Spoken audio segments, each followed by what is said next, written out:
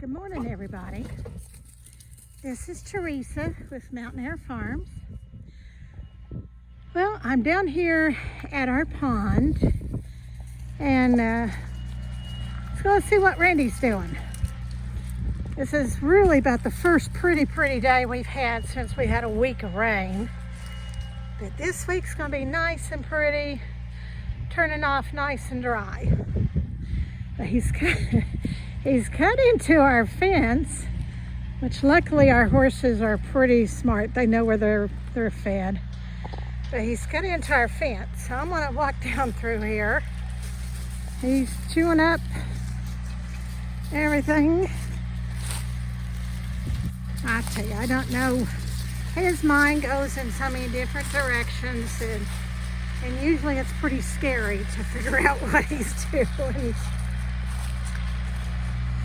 Now I'm going to go down here and find out what he's doing.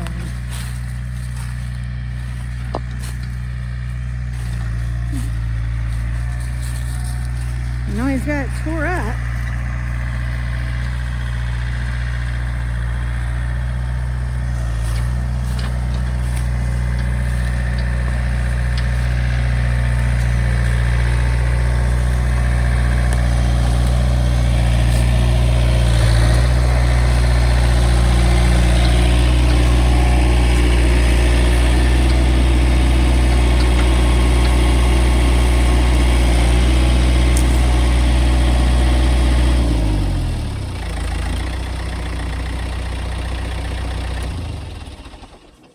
What you doing, darling? I've cut me a little trail in. Now I've got about 12-15 poplars down here that I can drop, and I didn't really have a trail in. I wanted to cut my trail in before I dropped them. That way I can get down in here and get to them. But that way I need lumber. They're right here, and I can get to them. But we got a rock pile up here too that we're going to get to decorate around our pond, our koi pond or crappie pond. Yeah, I call it a crappie pond. But I can see some old farmers years ago, they was probably out there plowing the field and they was gathering up all these rocks and they was piling them up over here in a pile to get them out of the field. Now we're going to move them back up there and put them around our pond. Well, how many times have them rocks touched? They probably custom because digging that way they get rid of the big rocks and stuff. Well, we're just hoping it's not no Indian burial ground or something. Hopefully it's not an Indian burial ground. I don't think it is. I think it's just for a farmer.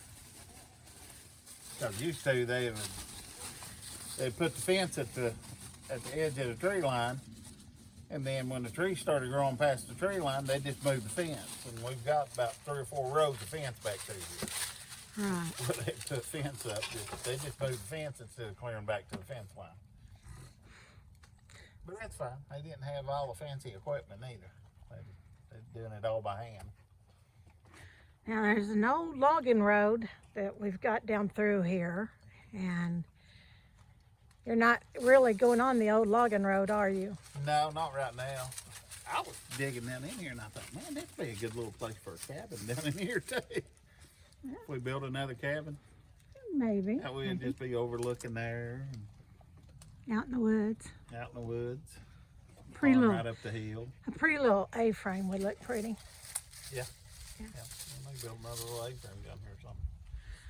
Well, now, you said there's about 15 poplar? Yeah. So I guess really you're clearing an area with, that way you get to them without cutting all the other trees. Yeah, that's why I cut my road down in here, and I can drop them, and then I'll have a place to drag them out. Right. And I'm not doing too much disturbing. Right, because I don't really want to take out our red oak and white oak and. Not yet. Yeah, no, they're still, they're our boundary trees. They're our big trees. But and he's down at that rock pile. It's a huge. Was it maple? No, it's a cherry. Is it a cherry? There's a cherry growing right in the dead center of that rock pile. It's big, right? Right. I haven't measured it, but it's a good 1.5 2 foot across. It'll be good for slabbing up later. A lot later. I don't want to take it down yet. No. As I'm walking through the woods, I just kind of make a mental note of where the trees are. That's like I found these, just me and the dog was out walking through the woods, and it's like, oh. Right. I make a mental note of where I'm going to go to. Got something down. Now, Something easy access, because some of these hills up here you can't get into. now we do have like a little bluff in the back, very back of our property that it's steep. I mean, it's great. A dozer and a skidder and stuff, you get stuff out. Yeah. Or if you're a hunter, you could sit back there and hunt, you know. Yeah. It's a big animal trail, a lot of deer, a lot of wildlife. Yeah. But Dogs, you can't ride up here. I think they want to can. ride. Now, tell them also what you got around the corner. Oh, Yeah. a whole deer feeder my brother-in-law put back here probably, Lord, 15 years ago? 15, 16 years ago. But it's a homemade deer feeder. It's like made out of stovepipe and 5-gallon bucket. Oh, if I can get over here without falling or something. Well, if you break a leg, I'm dead you back there. Yeah, if I break a leg, you're going to see him bury me, and then you'll never see him again. I'm worth a lot. Yeah, this is our brother-in-law made that years, I'd say every bit of 15.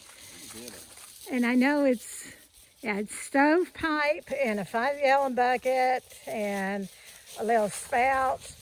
But in the off season, when you're wanting to feed the deer, you lift the lid and pour your corn or whatever, and it's gravity fed.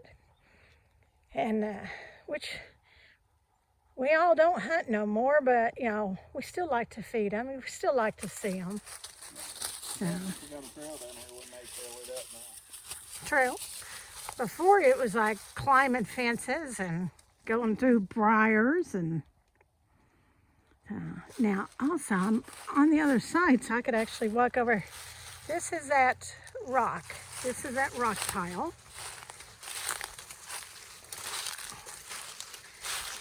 And I mean, there's some massive, massive rocks in here.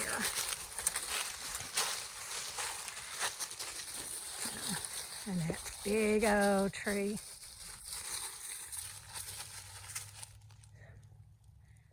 Which I tell them I want to keep as many of my trees as possible. Him having a sawmill and likes to cut wood, and me wanting to save every tree, usually ends up with an argument sometimes with us.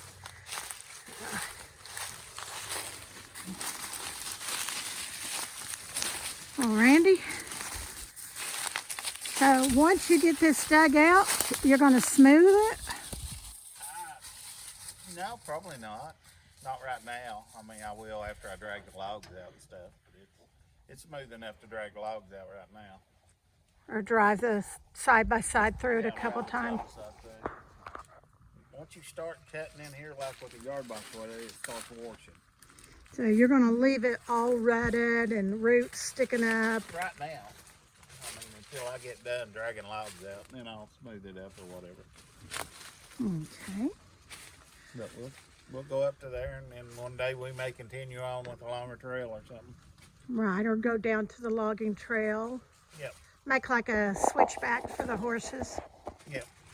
Yeah, we've got friends all around us that ride horses, and they love around our property because we've got some nice, quiet, big trails that they could really exercise their horse, and they don't have to worry about being ran over or with a car or four-wheeler because, you know, it's nice and quiet. So. Yep.